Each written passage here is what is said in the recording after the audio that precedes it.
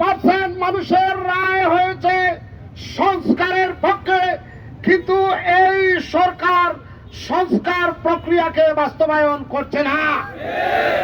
অবিলম্বে সংস্কারকে বাস্তবায়ন করে দুদক এবং নির্বাচন কমিশনকে আলাদা সচিবালয় গঠন করা সহ যেই সমস্ত ওয়াদাগুলো ছিল সেইগুলোকে বাস্তবায়ন করতে হবে।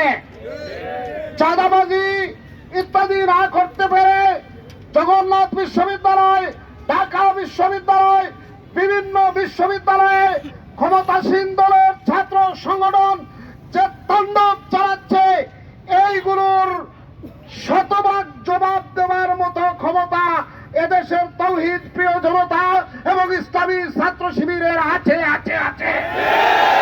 কিন্তু আমরা এই দেশটাকে অস্থিতিশীল করতে চাই না, আমরা রক্তপাত করতে চাই না।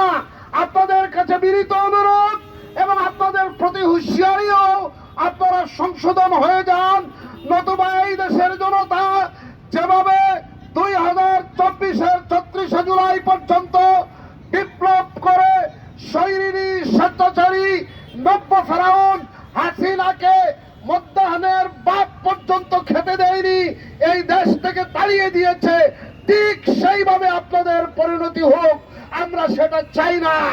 কিন্তু আপনারা আপনাদের কাজের মাধ্যমে যদি তার মুস্তাহিক হন, তা যদি করতে হয়, তাহলে এজন্য আপনাদেরকে আমরা হুঁশিয়ার করে দিচ্ছি। প্রিয় ভাইরা, এই দেশ আর চাঁদাবাজ, শোষণকারী, লুটেরাদের যাতে ভূমি না হয় সেই ব্যাপারে সবাইকে সক্রিয় থাকতে হবে। প্রয়োজনে আরেকটি অনিবার্য বিপ্লবের জন্য সবাইকে সচেতন থাকতে হবে। সবাই ভালো থাকুন। আসসালামু আলাইকুম ওয়া রাহমাতুল্লাহ।